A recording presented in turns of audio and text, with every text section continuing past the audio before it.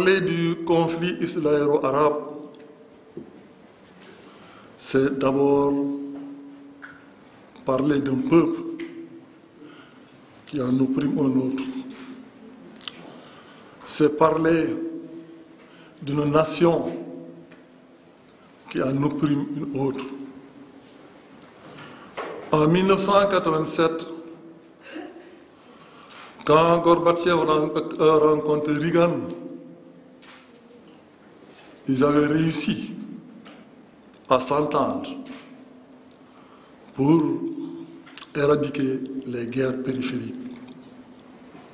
C'était le Nicaragua, c'était le Cambodge, les Khmers rouges, l'Angola, le Mozambique, la Namibie et la possibilité pour la majorité noire d'accéder au pouvoir. Mais le volet israélo-arabe n'a pas pu être abordé à cause de sa complexité, à cause de son alliance stratégique avec les États-Unis. C'est ainsi que pendant 23 ans de négociations bilatérales, avec les États-Unis comme parrain, vous prenez la conférence de Madrid en 1991, jusqu'au pourparlers d'avril 2013 avec John Kerry, secrétaire d'État américain, le résultat est le même, l'échec. La perspective d'un État palestinien s'éloigne de plus en plus, alors que les colonies de peuplement s'intensifient. Aujourd'hui, 600 000 Israéliens vivent dans les territoires occupés. Des villes sont même créées, principalement Malé Adounim, qui fait approximativement la population de Fatick 50 000 habitants, ou Ar Oma, qui coupe la Cisjordanie en deux, elle-même transformée en Bantoustan. Enfin, un mur de 700 km s'accapare beaucoup de terres de culture. Au total, 62% de la Cisjordanie est aujourd'hui sous le contrôle israélien. La bande de Gaza, après l'opération d'Issal, baptisée bordure protectrice en été 2014, est exsangue, avec 2200 victimes, y compris 600 enfants, 100 000 maisons détruites, au total 7 milliards de dégâts. Elle n'en finit pas de penser ses plaies depuis.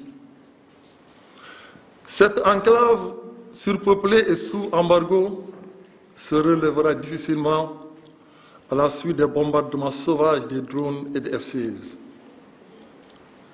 En fait, les Palestiniens reviennent de loin. Après leur défaite en 1948, Israël remporte l'année suivante une nette victoire sur la coalition arabe, composée de l'Égypte, la Jordanie, la Syrie et le Liban. Dès lors, les dirigeants sionistes dévoilent leur véritable visage. D'après l'ONU, entre 1947 et 1948, 879 542 ont été expulsés. Les Israéliens se sont accaparés de 13 300 lieux d'habitation, 7 800 boutiques, magasins et ateliers, et 5 millions de livres dans les comptes des banques. 300 000 hectares de terres de culture sont ainsi saisis, sans oublier les 400 villes et villages vidés de leurs occupants ou détruits à l'image de celui de Der Yassin, où un matin, sur 254 habitants, il y a eu un seul survivant, ou plutôt une seule survivante, qui est trouvée en agonie. Tous les autres ont été massacrés. Il en sera de même à Tantoura. Il n'est resté d'ailleurs en Israël à l'époque que 150 000 Palestiniens. Après la déclassification des archives nationales israéliennes, le monde découvre toutes les atrocités infligées aux autochtones, pourtant relatées à l'époque par des journalistes indépendants. Ilian Papé, qui est un historien juif, a dénoncé les crimes odieux des troupes israéliennes. Dans son célèbre ouvrage intitulé « Nettoyage ethnique », son collègue Yaakov Rabin publie un best-seller titré « Au nom de la Torah » pour montrer que le sionisme représente la négation de la tradition juive. Un autre auteur, antisioniste mais juif, Yosef Salomon, écrit que le sionisme a posé la plus grave des menaces pour ce qui vient de voler, pour ce qui visait à voler à la communauté traditionnelle, tant au sein de la diaspora qu'en terre d'Israël, tout son patrimoine, et lui enlève l'objet de ses attentes messianiques. Pendant la monarchie biblique des juges au roi David, Salomon, jusqu'à l'avènement du Messie Jésus-Christ, les Juifs ont toujours eu comme arme la prière, la lecture de la Torah, les sacrifices. C'est en se détournant du message divin qu'ils ont été plusieurs fois mis dans des situations difficiles, telles que l'exil avec les Assyriens, la destruction de leur temple avec la Mésopotamie, Babylone, les Grecs et enfin les Romains. Un rabbin disait que tant que les Israéliens étaient fidèles au message de Dieu, ils seraient sauvés de tous les cataclysmes. Cela est d'autant plus vrai que sortis de l'Égypte en tant qu'esclaves,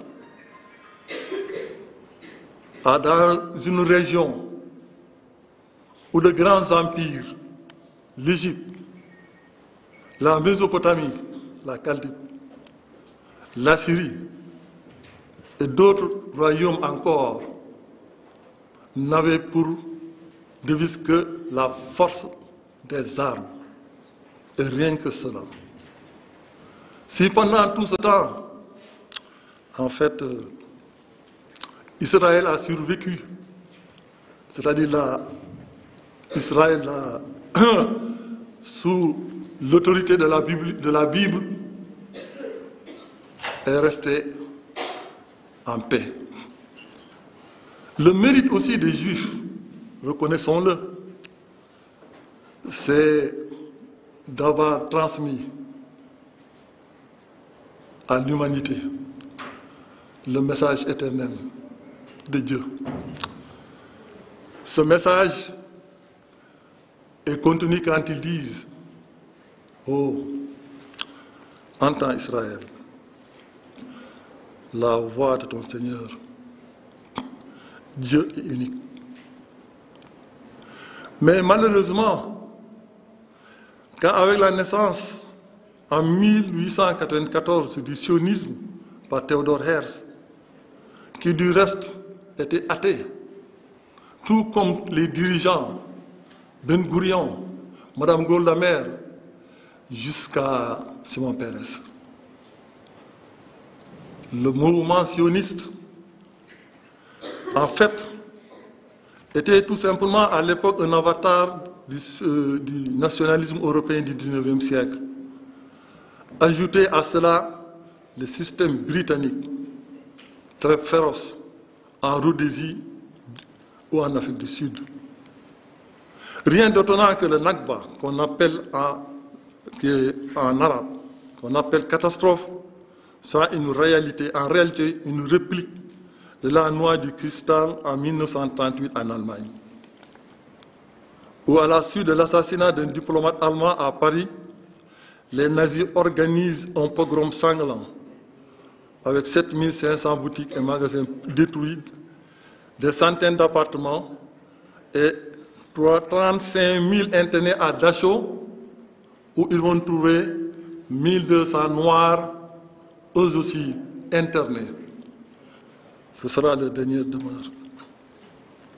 Et ils devaient payer, malgré cette agression sauvage, les Juifs restés en liberté devaient payer 1,250 milliard pour la réparation des dégâts. C'est pourquoi l'on se demande comment ce peuple, qui a connu les humiliations, les persécutions, les massacres, l'errance, et qui de surcroît se réclame des prophètes dont le message éternel et universel invite au respect des valeurs humaines. Comment a-t-il pu s'adonner à de telles cruautés sur de paisibles paysans sédentaires? En effet, après la destruction de leur temple, aujourd'hui la mosquée d'Al-Aqsa en 110 et leur dispersion en 135, une grande partie de la diaspora s'est installée sur les rives de la Méditerranée, dans les pays riverains de la Méditerranée. Les croisades menées par les Européens sur les musulmans n'épargnaient pas les Juifs. Le nouveau monde créé, né des croisades, a vu se développer des échanges commerciaux florissants avec l'Orient. Les Juifs devinrent de grands commerçants qui commençaient à dominer la vie économique en Europe.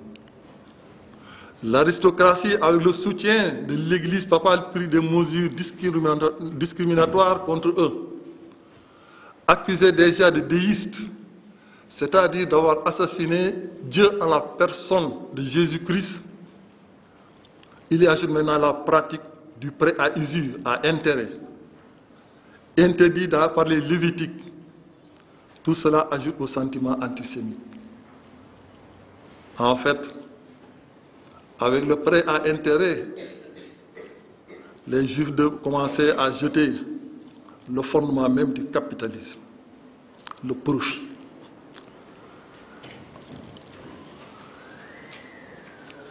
Ici, l'antisémitisme, en fait, c'est quoi? C'est à deux niveaux. On est antisémite parce qu'on n'aime pas le judaïsme. Donc on est contre l'homme, celui qui pratique la religion juive. On est antisémite parce que tout ce qui est peuple juif est mauvais. Tout cela ramène donc à un certain racisme. En fait, beaucoup de cités, ils sont expulsés. Mais ils ne sont pas seulement expulsés, mais dépouillés aussi de leurs biens. La plupart émigrent dans l'Empire ottoman, à Istanbul, à Salonique, à Izmir et dans les autres pays musulmans, où ils s'élèvent des haillons à la richesse. Faut-il rappeler qu'à Médine, qui était une ville appelée Ratrib à l'époque, où s'était installé notre prophète, Ali travaillait dans les entreprises de bâtiment des Juifs. Mais quand la guerre sainte s'est déclarée, quand les Médinois sont mis à se battre contre les Mécois, la tribu de Nadir soutient les Mécois contre le prophète. Mieux, dans la Médine, ouvertement, les Juifs accusaient notre prophète de détourner la loi juive par des versets empruntés à leur Tanakh, ou si vous voulez, à leur Torah. Malgré tout cela, le prophète ne les a jamais opprimés. Mieux, dans tous les pays musulmans, jusqu'en 1948, les Juifs ont toujours vécu en harmonie dans les pays arabes, dans les pays musulmans. Donc. Mais le premier ennemi, ou bien l'adversaire patenté donc des Juifs de l'aristocratie, va être appuyé par l'Église papale. Paul II a écrit dans une Bible, c'est-à-dire un décret papal au IVe siècle, il nous paraît absurde et inadmissible d'étendre la charité et la tolérance chrétienne aux Juifs, condamnés par Dieu à cause de leur péché à la servitude éternelle. Ce n'est qu'en 1959 qu'a été supprimé dans la prière universelle du Vendredi Saint le Juif perfide.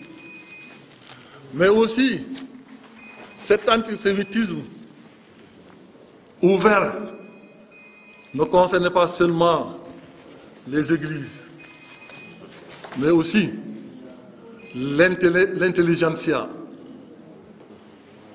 Ainsi donc, on peut dire, dans son encyclopédie, sur le chapitre, dans son encyclopédie philosophique, au niveau du chapitre « La tolérance », Voltaire écrivait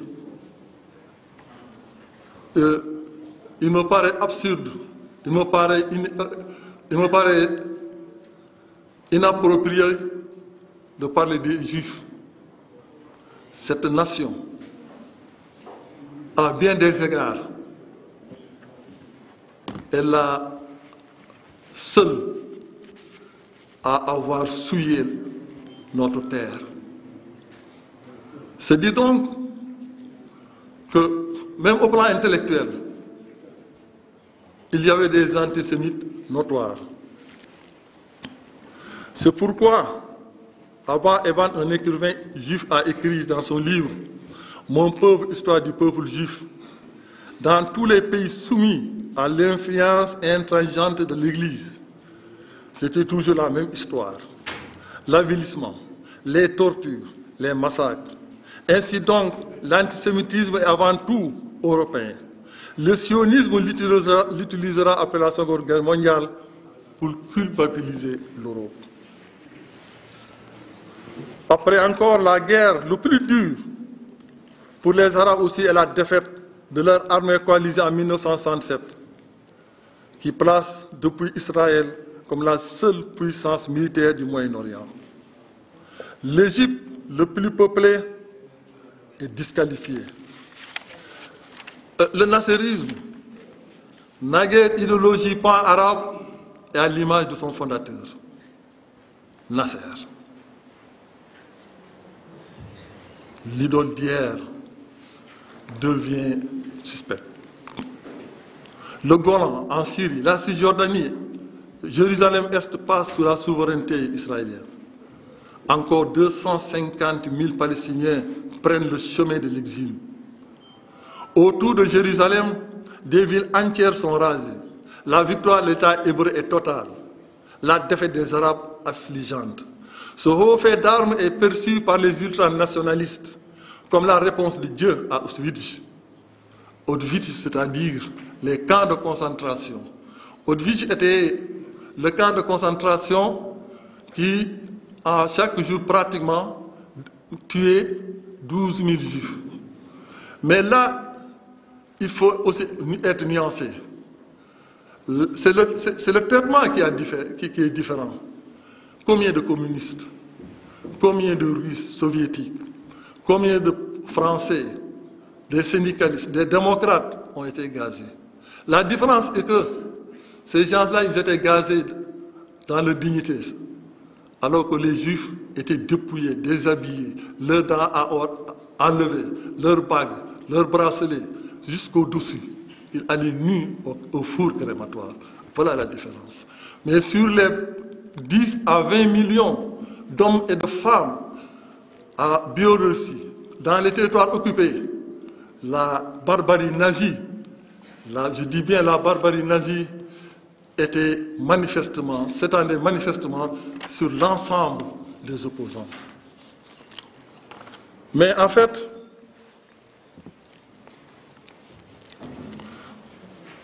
dès lors, la religion, c'est-à-dire que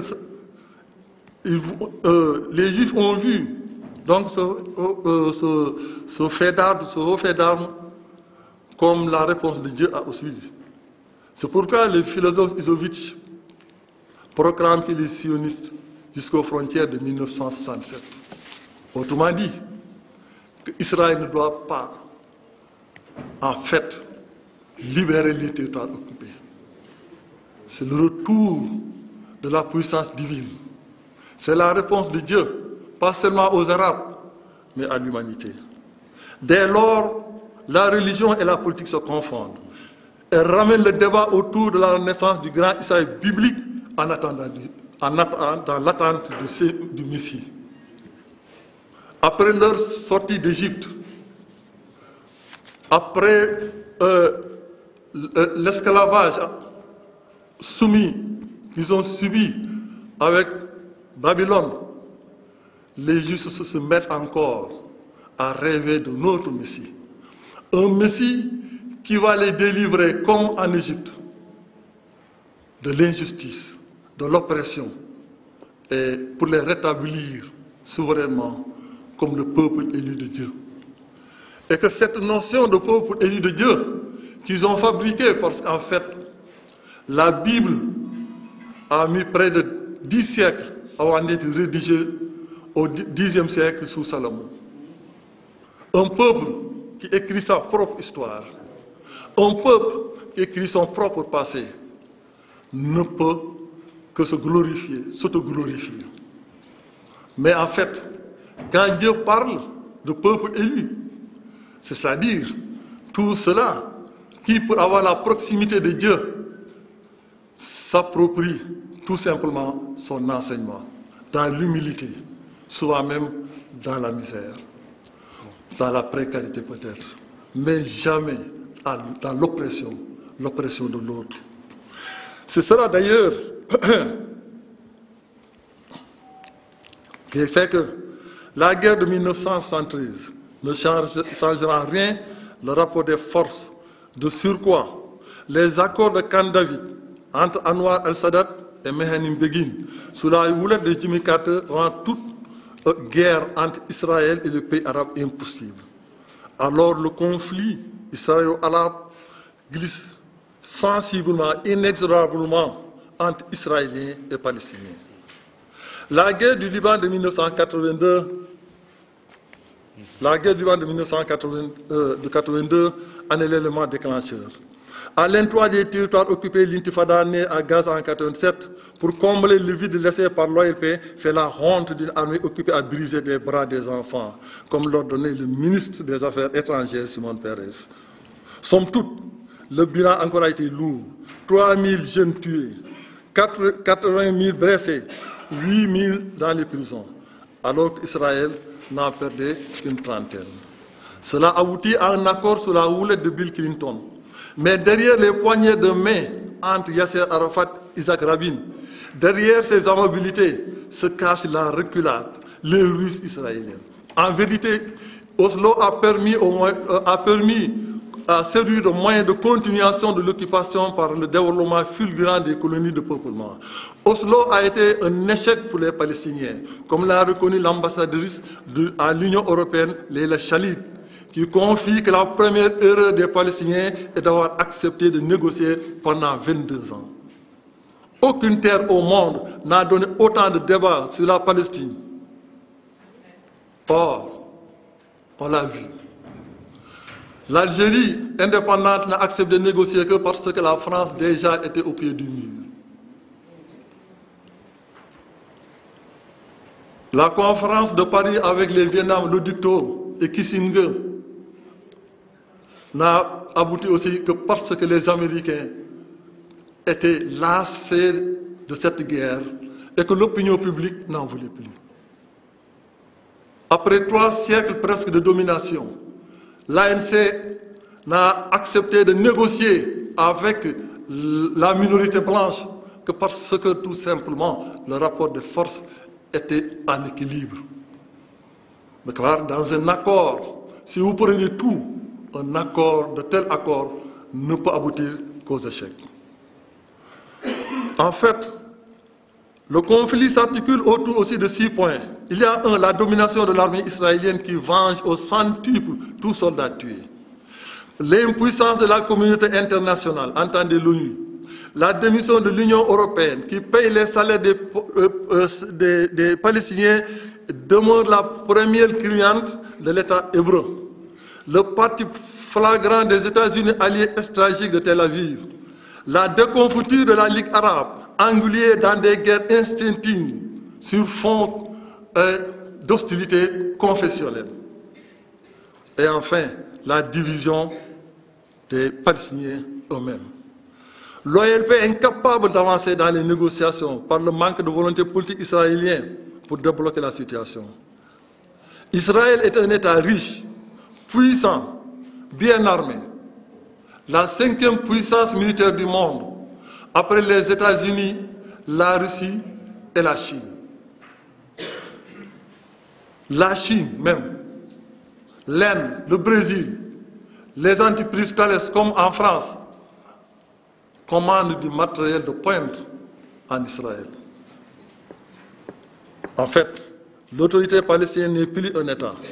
C'est un simple soldat israélien dans les territoires occupés a plus d'autorité que Mahmoud Abbas, car il faut arrêter, séquestrer tout Palestinien jugé suspect de terrorisme.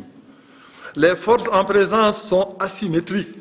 Cette asymétrie est totale. Une puissance occupante et un territoire occupé. C'est la domination par la force sur tous les plans.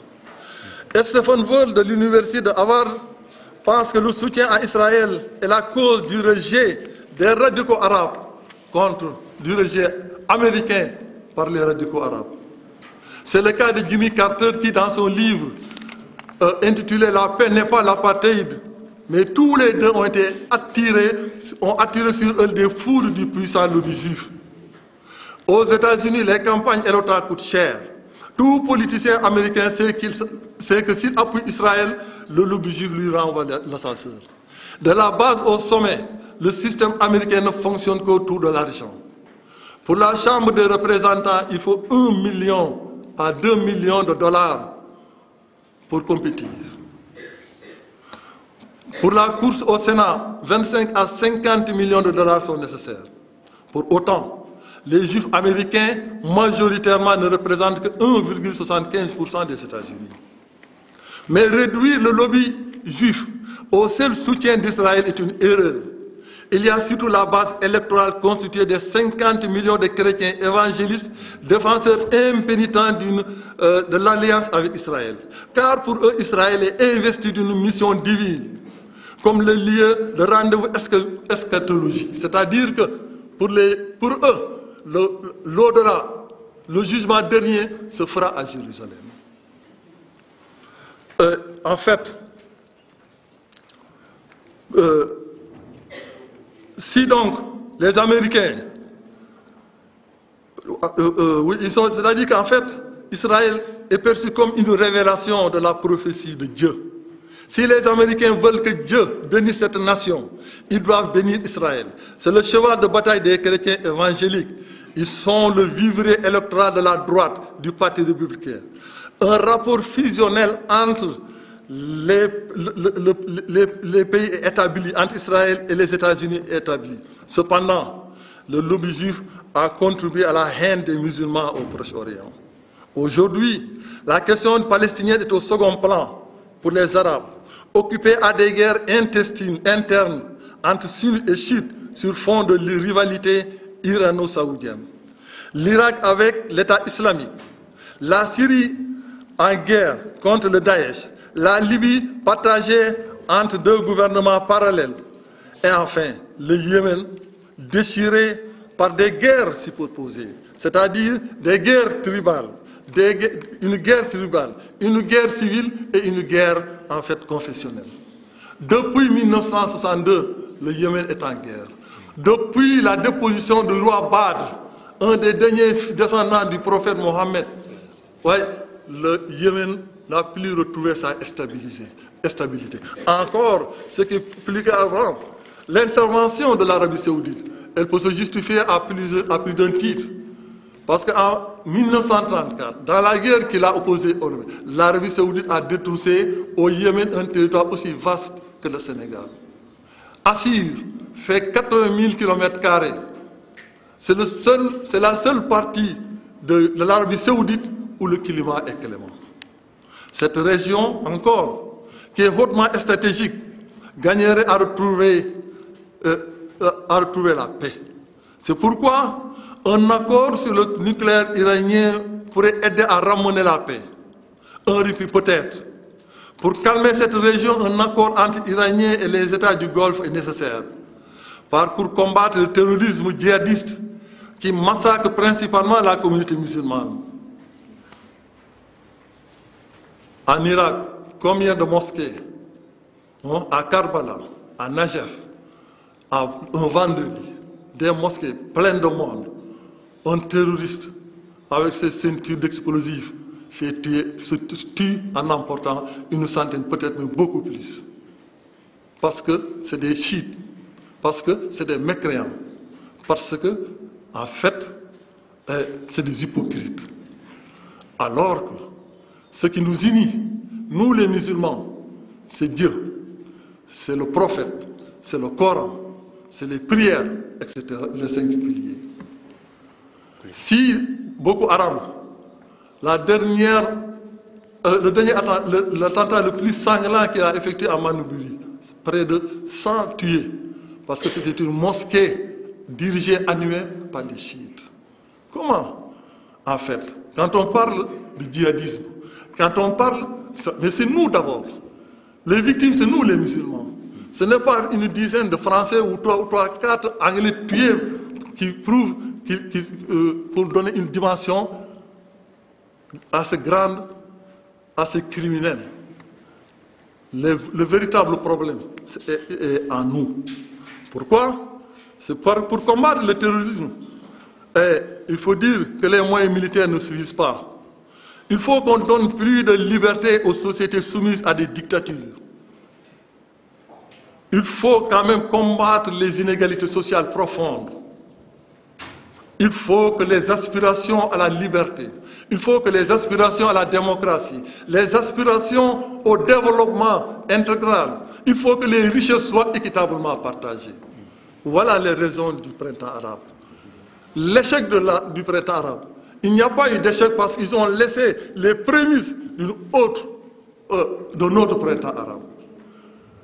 Les Arabes ne sont ni meilleurs ni pires que les autres. Les Arabes, les Africains évoluent en tenant compte de l'évolution du monde.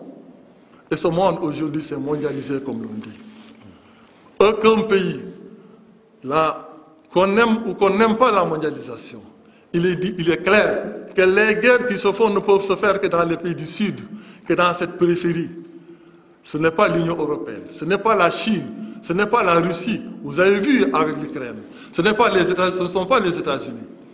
Parce que l'interdépendance de leur économie, quand les États-Unis ont plus de 1 milliard de bons de trésor en Chine, tout se tient par le chignon. Le problème n'est pas là.